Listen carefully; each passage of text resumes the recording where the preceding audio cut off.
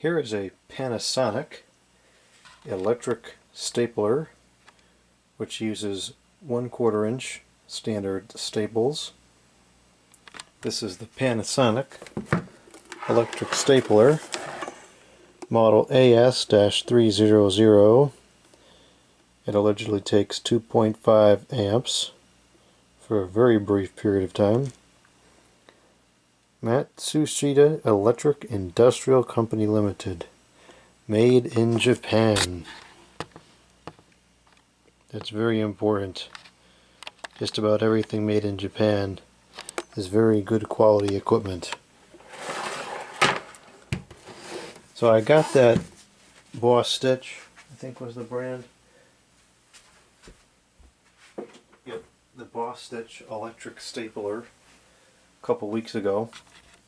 And that's a good unit. Works pretty well. But then this one surfaced, and of course this one blows that thing out of the water in pretty much every respect. I think it actually draws less power too. What was this Boss Stitch one rated at? The Boss Stitch one is rated at 3 amps. So here's another instance, one of I think quite a few, where the older appliance actually draws less power than the new one, but works better. Isn't that interesting? That is a thing. So, on the side of the unit we have some notices. To prevent damage to the striking piece, such as bending, make sure that the staple magazine is completely pushed inward and locked before stapling. That makes good sense. How to remove jammed staples. If the strike piece is stuck, lift the top of the magazine with a flat screwdriver, then release the magazine with release lever. Insert the attached metal tool into the magazine in order to remove jammed staples. The attached metal tool? Lift the top of the magazine with a flat screwdriver. I want to see this now. I'm very curious what the tool is. Lift. What is it? Is it talking about? I don't know what it's talking about.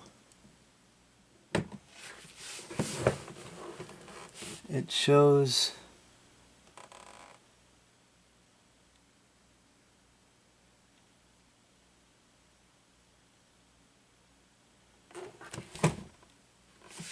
I'm not really sure what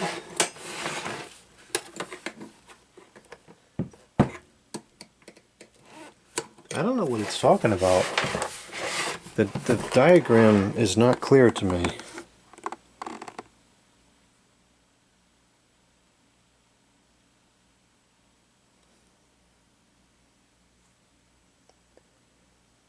Insert the attached metal tool. Where is that tool attached? I feel like that tool sits somewhere inside the apparatus here, but I don't... This doesn't look like anything that would come apart. I have no idea what that's talking about. No, that doesn't come apart.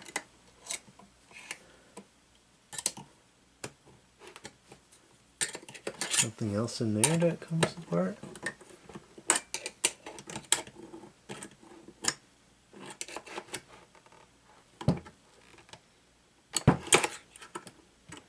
There, no, I don't think so. I don't know. I don't know what that's talking about. So we're just gonna go past it. If anybody knows how that works, let me know, because now I'm very curious. But I don't know how that works. So this one is more advanced than the other one, and it has a feature which I think the other one should have had, and that is the actuation adjustment.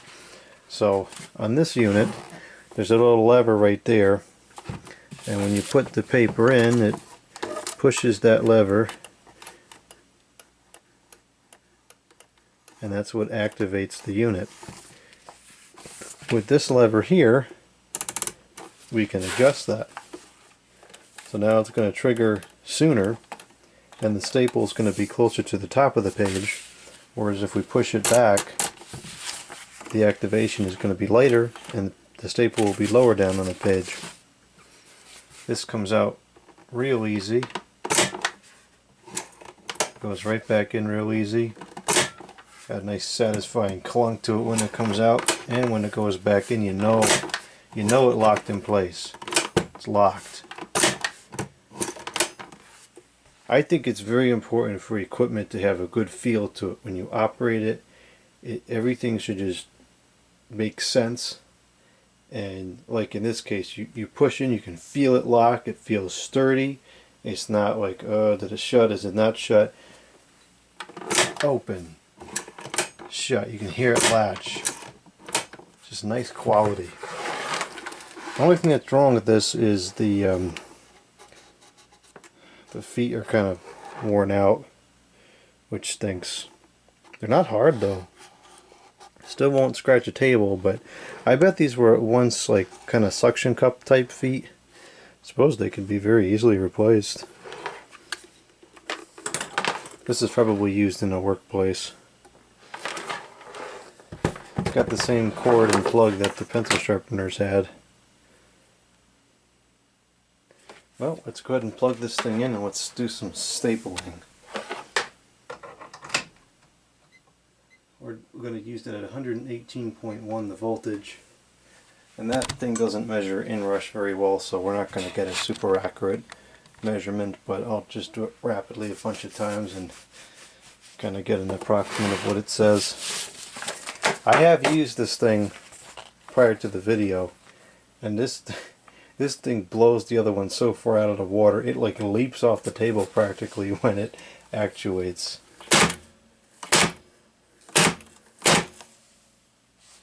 So that's where the staple is when it's all the way in. Now if we change it, it's all the way up at the top. So this is drawing quite a bit of power. Oh, do we have a jam? Nope. This might need some lubrication or something. The lever keeps sticking.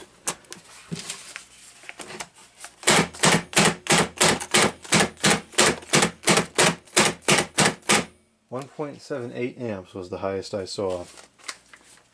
So this is, let's see how many pages of paper this is.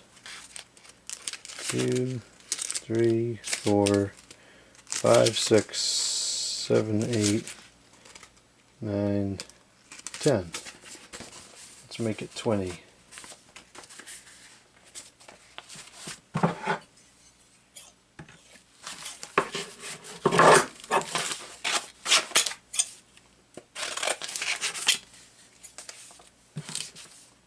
This is 20.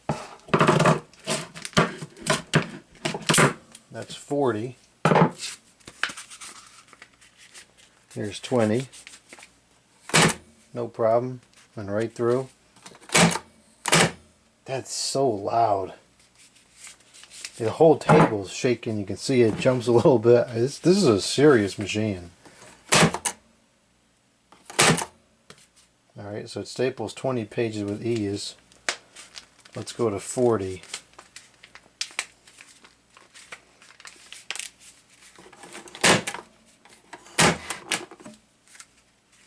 Well, the staples are not really pushing through, but the machine is 100% trying to do it, and it's not jamming or giving any trouble.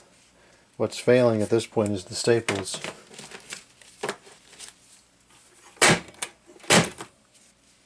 Yeah, the staples aren't getting through.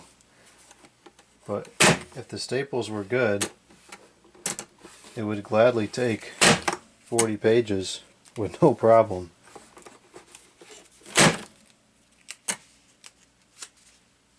Well, that's a very cool piece of equipment, very good quality, very powerful, and I noticed that the yellowing on the cover matches almost exactly to how a lot of the Lasko Galaxy oscillating fans look at this point.